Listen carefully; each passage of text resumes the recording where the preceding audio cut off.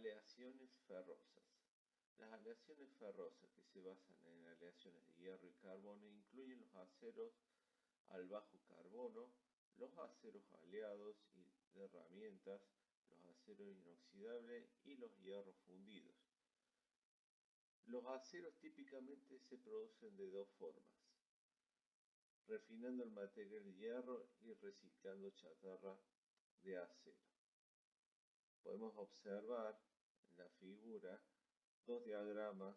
Uno es el de alto horno con horno de oxidación y el otro es de horno eléctrico de arco. En el alto horno, el mineral de hierro se reduce utilizando carbón de coque, el cual es introducido con el hierro bruto, que es calentado a temperaturas superiores a 1000 grados, fundiendo el material. El material primario está compuesto de mineral de hierro, carbón de coque y piedra caliza. En la parte inferior del alto horno se obtiene el hierro fundido, que luego, a través de un proceso de oxidación, se introduce oxígeno a alta presión y se elimina el contenido de carbono en excedente, produciendo el acero.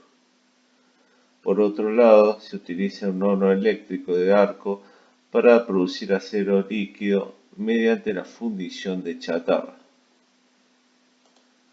Pueden observar en las figuras un diagrama esquemático y una foto de un alto horno.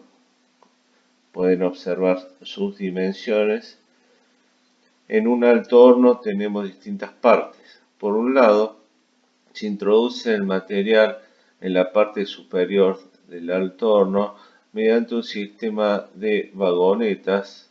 El material, carbón de coque, mineral de hierro y piedra caliza, es mezclado e introducido en la parte superior del alto horno, el cual ingresa y es fundido en su interior a temperaturas superiores a 1000 grados.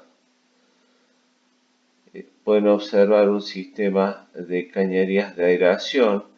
Se insufla un chorro de aire caliente en el interior del alto horno para elevar y oxigenar a altas temperaturas. En la parte inferior del alto horno se obtiene el hierro fundido.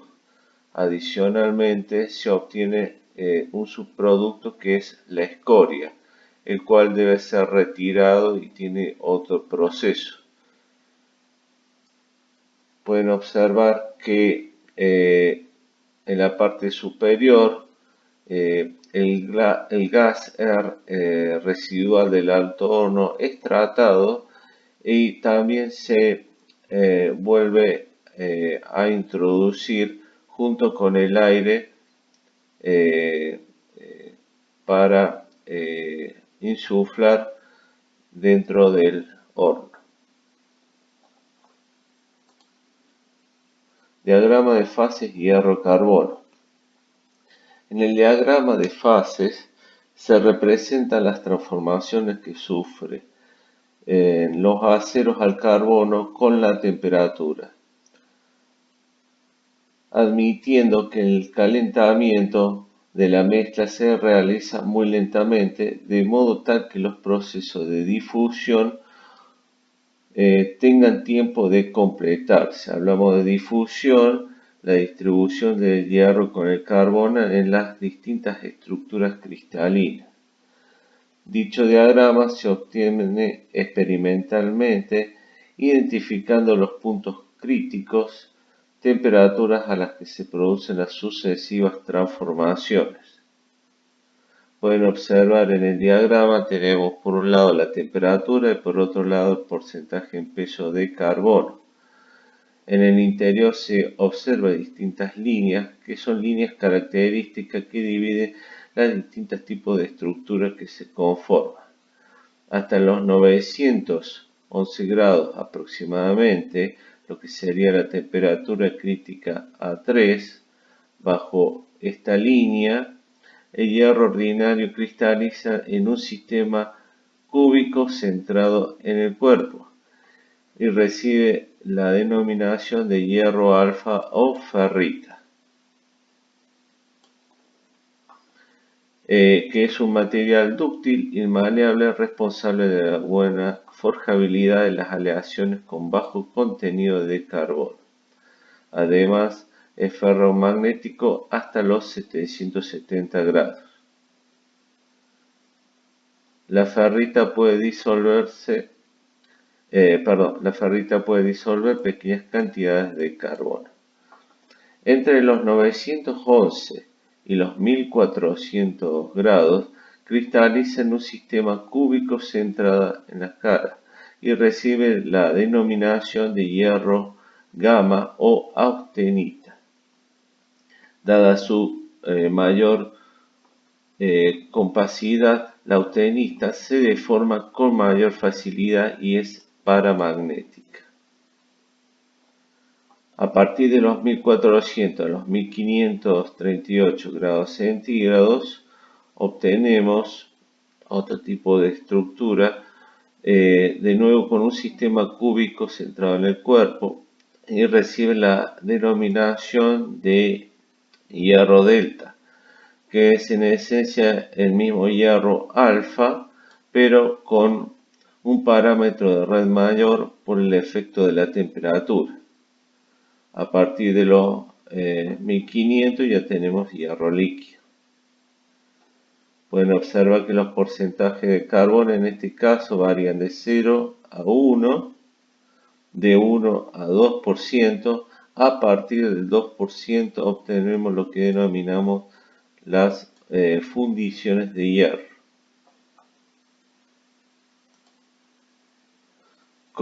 Composición de los aceros. En esta tabla pueden visualizar la clasificación de los aceros de acuerdo a las normas AISI o SAE, que tienen sistemas para clasificar los aceros utilizando un número de 4 o 5 dígitos.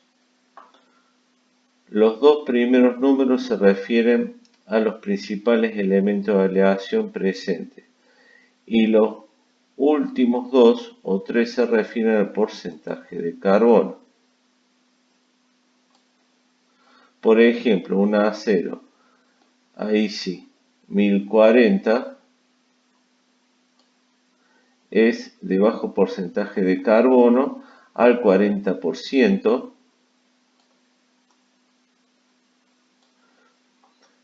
y un acero, por ejemplo, ahí sí, 4340, es un acero aliado que tiene un porcentaje de carbono del 40% aproximadamente y distintos elementos que conforman la estructura de la aleación, por ejemplo, sílice, níquel, cromo o molibdeno. Tratamientos térmicos simples. Los tratamientos térmicos se utilizan para obtener uno de tres objetivos: la eliminación del deformado en frío. Recuerden que al conformar en frío se producían tensiones internas, el control del endurecimiento por dispersión, o bien para mejorar la maquinabilidad. Los tratamientos térmicos pueden ser recocido, recocido intermedio, normalizado, esferoidización. El tratamiento térmico consiste en elevar la temperatura hasta determinada estructura cristalina del material y luego enfriarla en un determinado tiempo.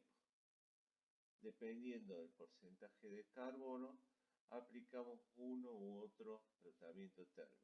Por ejemplo, para un tratamiento térmico de normalizado, se debe elevar la temperatura hasta llegar a la estructura austenítica A3. Luego de transcurrido un tiempo se mantiene esa temperatura y luego se va reduciendo la misma, logrando lo que se denomina normalizado.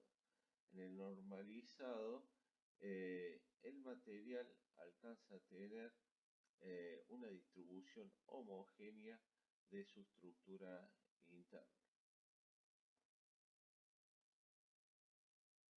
Formación de martensita mediante el temple instantáneo. Si una muestra de acero al carbono simple en estado austenítico se enfría rápidamente hasta la temperatura ambiente mediante la inmersión de agua, su estructura se modifica de austenita a martensita.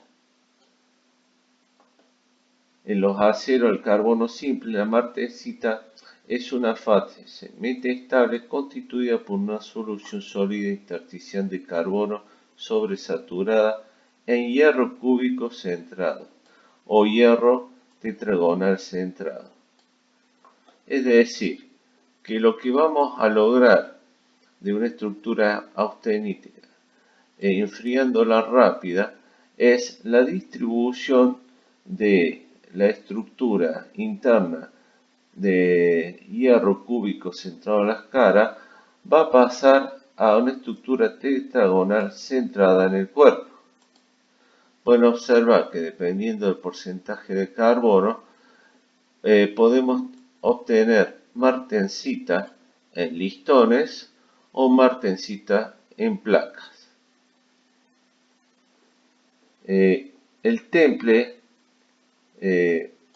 permite que los materiales adquieran tensiones internas y por lo tanto se endurezcan. A veces es deseable o no que se mantengan estas tensiones internas dentro del material. Generalmente el tratamiento térmico de temple es acompañado del de revenido. La templeabilidad es la facilidad con la cual se forma martensita en un acero al templarlo a partir de un estado austenítico. El acero altamente templeable es el que forma secciones gruesas constituidas por martensita en su totalidad. La templeabilidad no debe confundirse con la dureza. La dureza es la resistencia de un material a la penetración. La templeabilidad de un acero se da principalmente en función de la composición y del tamaño de grano. Como dijimos, el tratamiento térmico de temple generalmente es acompañado de revenido.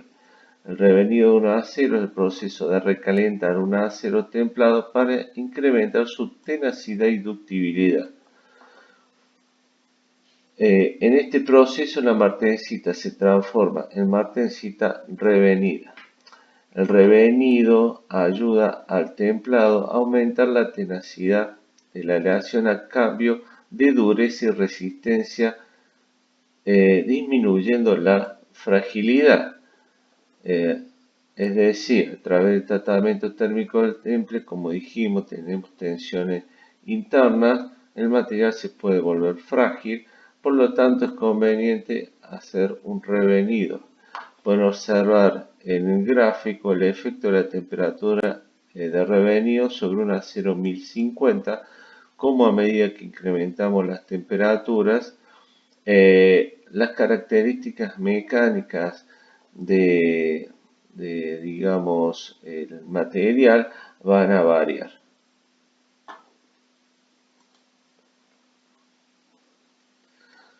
Un parámetro importante a tener en cuenta es la temperatura de calentamiento en función del tiempo.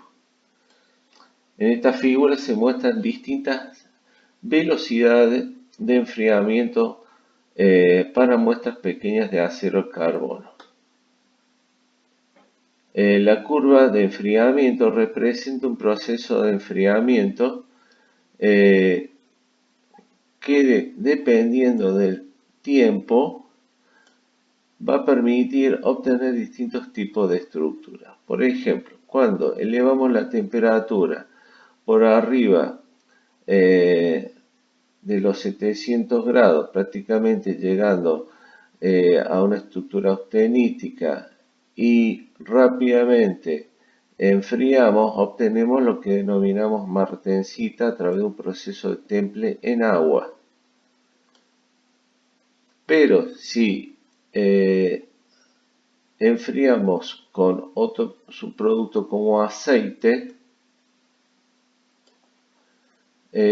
podemos obtener martensita y perlita en la estructura interna.